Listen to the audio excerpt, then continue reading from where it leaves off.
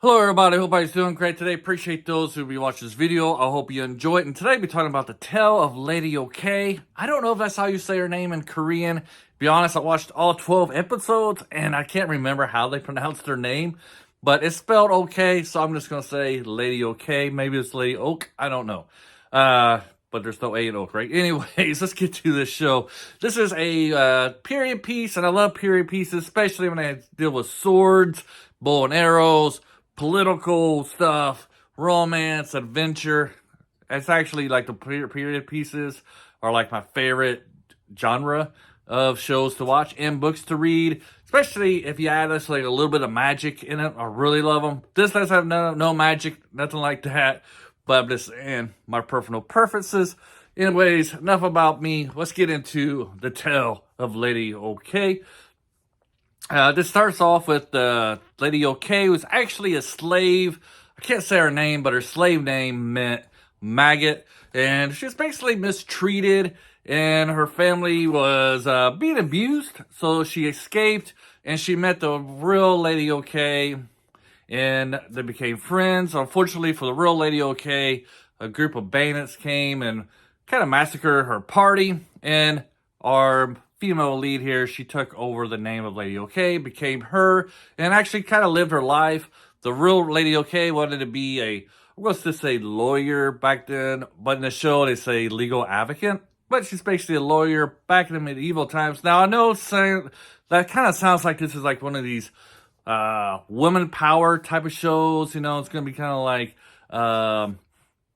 yeah, like woman powered, like real pro feminist and stuff like that. But actually, this show really does have like a traditional culture. Like I've seen a lot of these Korean historic shows, and it kind of goes along those lines. She's perfectly working within the framework of society. You still got women who, part with how they would live back then. It's just that she kind of helps people. She reads the law. If somebody has trouble, she presents their case to the magistrate. Hopefully, yeah, magistrate. Hopefully I said that right. So if you're somebody who do like those kind of lawyer type of shows, this might be for you. If you're somebody who say, I hate those kind of shows, I'm staying away from it. That lawyer part, where she's presenting a case in front of the magistrates and the judges or whatever, it's very a small part of the show. I mean, it's 12 episodes long, and maybe it's like every other episode, and it's only like 5 minutes, like at the very end. It's very, I wouldn't say it's rushed, but it's not very heavily done into the drama.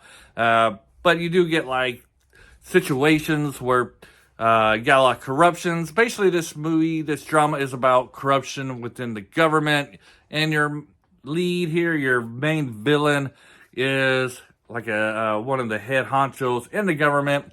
And she's basically kind of like, if you're going to compare it to the video game, she gets a bunch of mini bosses and small bosses.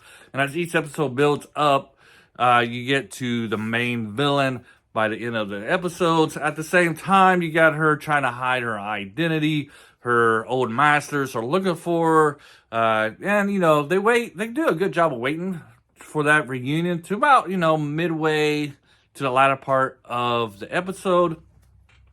What I did really enjoy about this is that our female lead, they kind of set the groundwork early while she's a slave. You notice that she's somebody who learns things really quickly. If she sees something, she can catch on.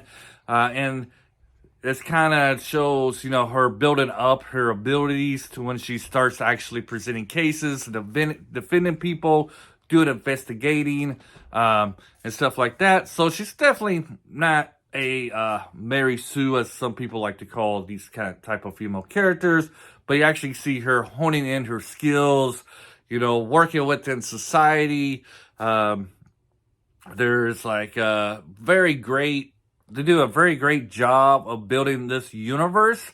And I don't know how accurate it is to the Korean society at that time, but it seems like it's pretty accurate. It might tuck in some leisures with it, But, that kind of stuff is stuff I'm interested in, like the universe, the society that these writers build, and do they hold true to the laws that they present? Like, it could be a completely fabricated society, but as long as they create the universe and they uphold the rules of the universe to create, I'm all for it. And the writers do a great job with this. The female lead is very great in this. If you ever saw The Glory, she was like the main bully in The Glory. And as much as you hated her in that show, you'll like her in this show. The acting in the show is very superb. If you're somebody who likes romance, you got a great romantic story here. You got the male lead. It actually plays two characters. He plays her husband, her legal husband, and then the guy that she really loves. In this movie, there is kind of like a contractual marriage, a forced marriage type of thing, where the king of the land basically declares that everybody has to get married if they're a noble. I can't remember why he declared that law, but she ends up marrying another guy who looks just like the guy that she really loves. So it's kind of like a marriage of convenience, I guess you could say. And, they work together pretty good as a team. The only thing I can really say about this, though, in American terms, I might say you got like a little bit of a woke element, as her husband is actually kind of gay or homosexual, which is kind of leaned upon but not really touched upon. And he's somebody who kind of fights for like LGBTQ, did I say that right? Anyways, rights in this society. So that part, like I said, they're probably pushing the boundaries a little bit, like, of this community. And something I've noticed a lot in Korean shows here lately is that you get these token LGBTQ characters. I call them token because they really don't really play a role in this. Like, for example, another great show I like was The Extraordinary Attorney Woo. You had one episode where a woman was a lesbian and she was going to be married. And then you have this show. Then there's like, this shows where like they'll have one of those characters for like one episode, and in the grand scheme of things, they have nothing to do with the show. That's why I call them token LGBTQ characters.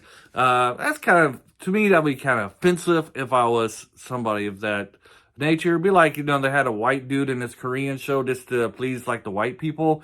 I'm like, don't even have him in there if you're just gonna put him in there as a token white dude. Anyways, that's like one part of the element, and I might turn it off, but it's not a very big part of it. Like I said, it's basically tokenizing this character. He's in it for maybe the first 2 or 3 character episodes, and he pops up here and there. And they don't really put him in a good light at all in this show, because when they get married, they're supposed to be like a team working together, and he kind of abandons her. He abandons his whole family. Anyways, going on too long about that. I'm going to highly recommend this, though. It's a great show. Great writing. Got great action in this. You got the great romantic story. The Korean part isn't really doing justice to this show, but it's a very great show. Check it out. It's on Kokowa Plus, KOCOWA Plus. If you want to subscribe, it's like $7.99 a month.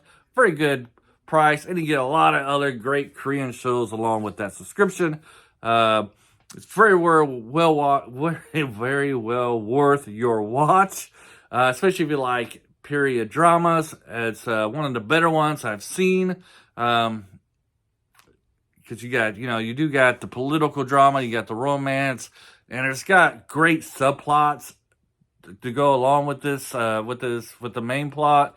Great lovable characters. The 2 leads are fantastic. You really feel like there's gravity weight to the problems that they face.